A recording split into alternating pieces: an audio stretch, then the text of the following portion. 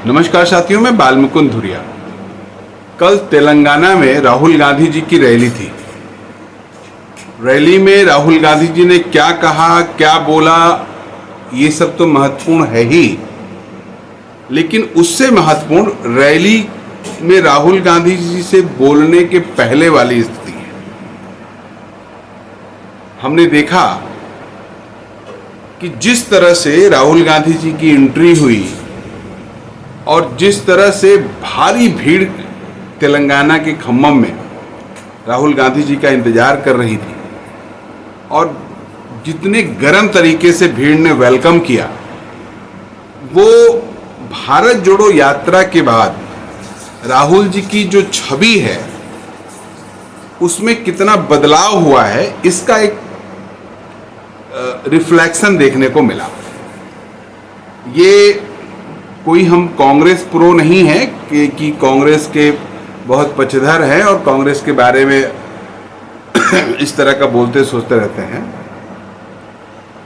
लेकिन राष्ट्रीय राजनीतिक परिदृश्य में अगर देखा जाए तो ये पिछला जो 9-10 साल का, कम से कम 6-7 साल 8 साल का समय गुजरा 14 के बाद से, 14 के बाद तो मान लीजिए प्रधानमंत्रित्व काल आ गया, तो ये जो 9-10 साल का पूरा समय गुजरा, इस पूरे समय काल में नरेंद्र मोदी जी को एक अजेय नेता के रूप में मीडिया से लेके कारपोरेट जगत तक ने हमारे सामने प्रस्तुत किया।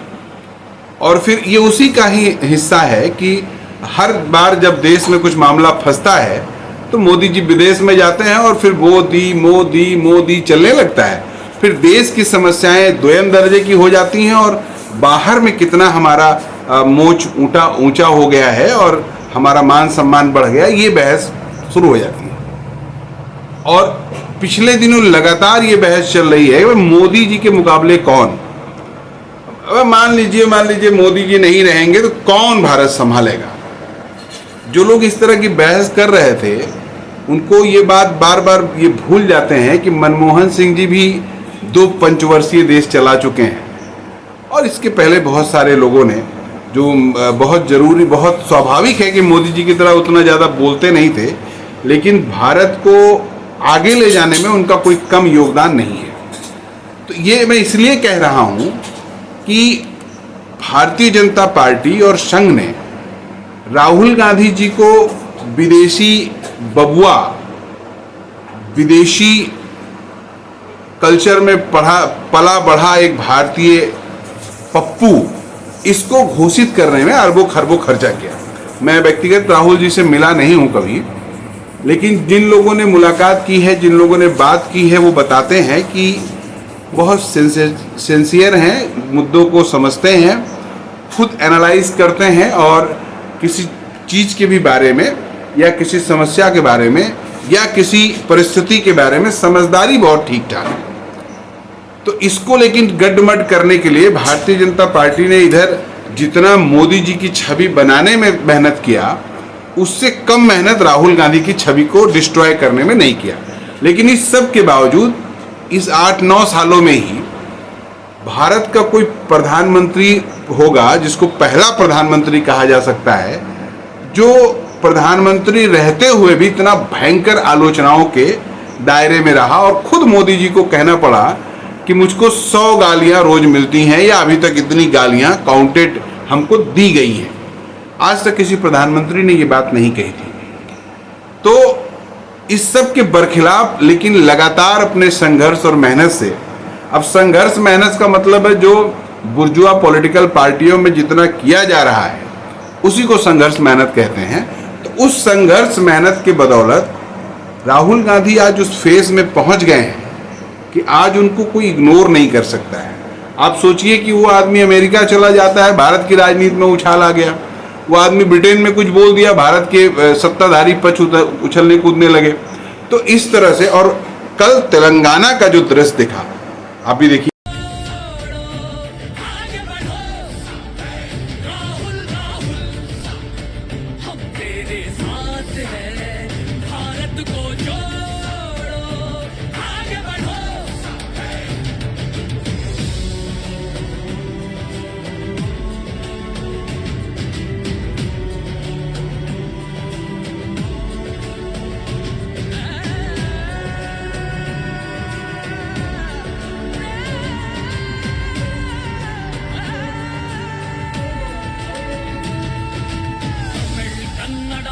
మలయాళ తెలుగు ఉర్దూ మరాఠీ పంజాబీ గుజరాతీ బెంగాలీ హిందీ కశ్మీరీ ఎన్ని భాషలెన్నెన్ని యాసలు ఎన్ని ఆశలెన్నెన్ని ఊసులు భిన్న సంస్కృతుల ఖండమిదే భిన్న సంపదల భాండమిదే రాహుల్ నీ పాత్ర ఇదే నీ యాత్ర ఇదే సకల జనుల సౌభ్రాత్రమిదే సంపన్న జాతుల గోత్రమిదే భారత్ కో జోడో భారత్ కో జోడో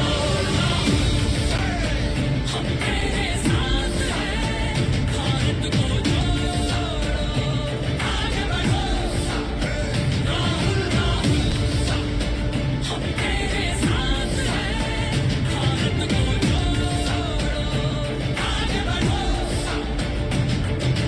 జాతుల మధ్యన గోడలు కట్టే కుట్రలు బద్దలు కొట్టాలి భారత మాతను నిలువు వ్యూహం పాతర పెట్టాలి మతాల మధ్యన మంటలు పెట్టే మాయగాళ్ల పని పట్టాలి మూలవాసులకు ఆదివాసులకు పూల బాట చూపెట్టాలి రాహుల్ నీ బంధమిదే బాంధవ్యమిదే వందే మాతర అందమిదే రాబోయే యుగ చందమిదే భారత్ కో జోడో భారత్ కో జోడో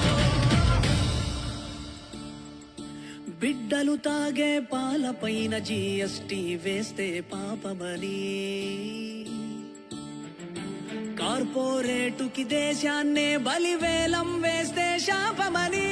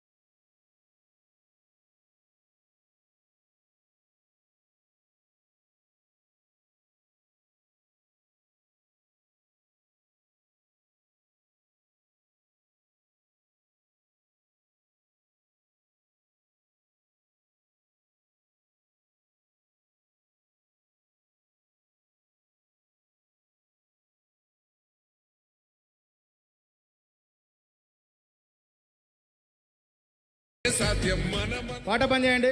స్వాగతాలు తర్వాత చేసుకుందామండి. దయచేసి కూర్చోండి, మీ స్థానంలో మీరు కూర్చోండి. శాలువాల సత్కారం తర్వాత చేసుకుందాం. దయచేసి మీ స్థానంలో కూర్చోండి.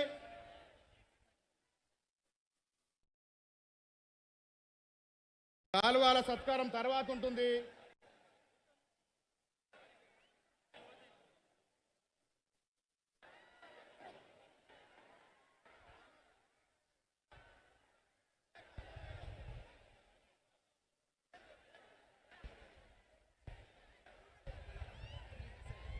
దయచేసి వేదిక పైన అందరూ సీట్లలో కూర్చోవలసిందిగా కోరుతా ఉన్నాం.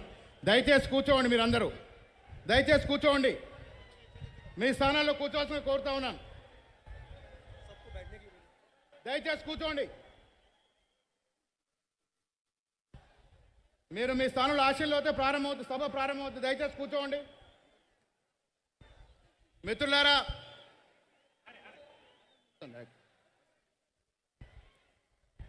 పెద్దలు, గౌరవనీయులు, మన ప్రియతమ నాయకులు, మనం ఎదురు చూస్తున్నటువంటి మన ప్రియతమ ముద్దుబిడ్డ రాహుల్ గాంధీ గారు ఖమ్మం ప్రాంతానికి మీ అందరితో ప్రేమ పంచుకోవడానికి, మా పిల్లలందరికీ ఆశీర్వాదం ఇవ్వడానికి ఇక్కడ వచ్చినారు.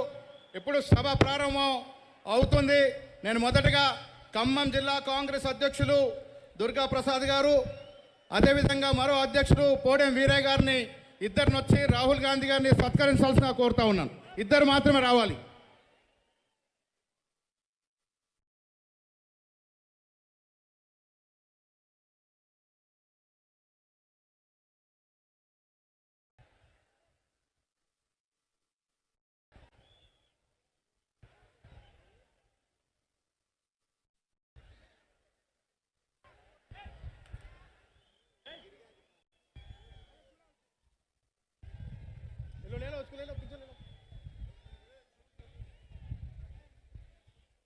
దయచేసి మీ స్థానంలో కూర్చోవాల్సిన కోరుతా ఉన్నాం.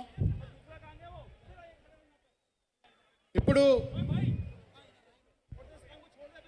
నేను మధు యాష్ గారిని రిక్వెస్ట్ చేస్తా ఉన్నాను.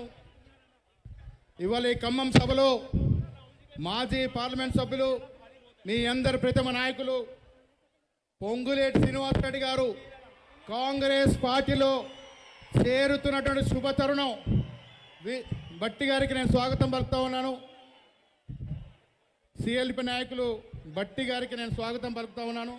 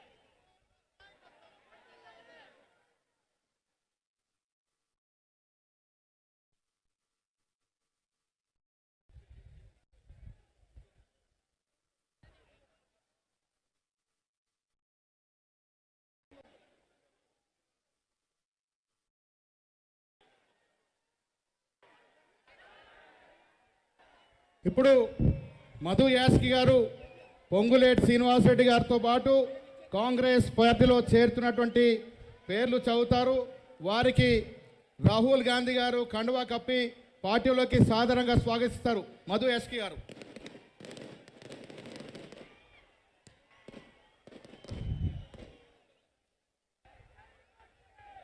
వేలాదిగా తరలి వచ్చిన ఖమ్మం జిల్లా,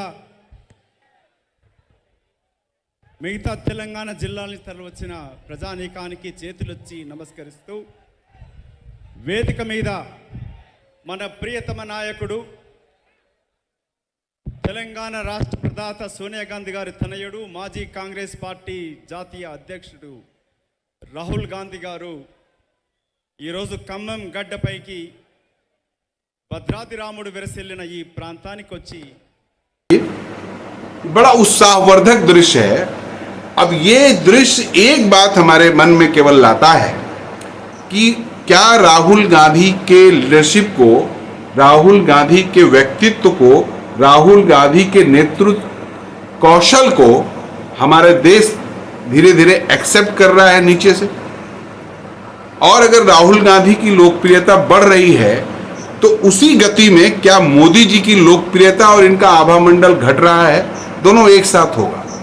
ये दोनों अलग अलग चीज नहीं है, इसको पार्ट पार्ट में आप नहीं देख सकते हैं। जिस तरह से बिल्डअप किया गया मोदी जी का आभा मंडल और देवता, भगवान और मूर्ति, मंदिर तक बातें चली गई, धीरे धीरे धीरे धीरे अब जनता सवाल, मजाक और झूठ और जुमला इस सब उनका पीछा कर रहा है। और दूसरी तरफ राहुल गांधी धीरे धीरे राष्ट्रीय राजनीति में अपने आप को निर्विवाद रूप से नेता विपक्ष बनाने पे लगे हुए हैं और पूरा देश मान रहा है कमोबेश कि राहुल गांधी मेहनत कर रहे हैं और सरकार के गलत कामों पे, गलत नीतियों पे, या अपना जो गढ़ा हुआ उनका जो स्लोगन है भारत जोड़ो, नफरत के खिलाफ मोहब्बत की दुकान, इस पॉइंट ऑफ व्यू से वो अपना काम कर रहे हैं।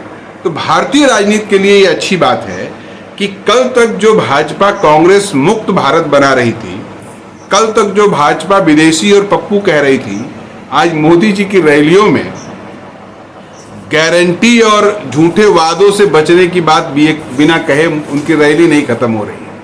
आज अपनी रैलियों में राजीव गांधी तक को याद कर रहे हैं। नेहरू जी को तो याद करते ही थे, तो इधर राजीव गांधी जी को भी याद कर रहे हैं। और इधर लगातार मणिपुर से लेकर जितने भी इस तरह के देश भर में समस्याएं खड़ी हुई हैं, उस पर कांग्रेस की और खास करके राहुल की पहलकदमी ने भारतीय जनता पार्टी को बैकफुट पे ढकेल दिया है। अब सिविल कोड बिल वाला वगैरह इस तरह का इशू खड़ा करके ये घेरेबंदी पे लगे हैं, लेकिन जनता अब सवाल पूछ रही है और उसी सवाल का जवाब धीरे धीरे राहुल गांधी बनते जा रहे हैं। आप भी नज़र बनाए रखिएगा, ये राहुल का महिमा मंडन नहीं है, ये राजनीति में दिखती एक परिघटना है जो हमें दिख रही है, आपको पता नहीं दिख रही कि नहीं दिख रही, लेकिन अगर कोशिश करेंगे तो कुछ तो दिखेगा। चेहरे और शरीर और फिगर बनाए जाते हैं, चौतरफा चीज़ें चल रही हैं, तो अंतोगत्वा क्या ये मोदी जी का ढलान और राहुल का उफान है? ये भी हो सकता है। नज़र गड़ाए रखिएगा। नमस्कार।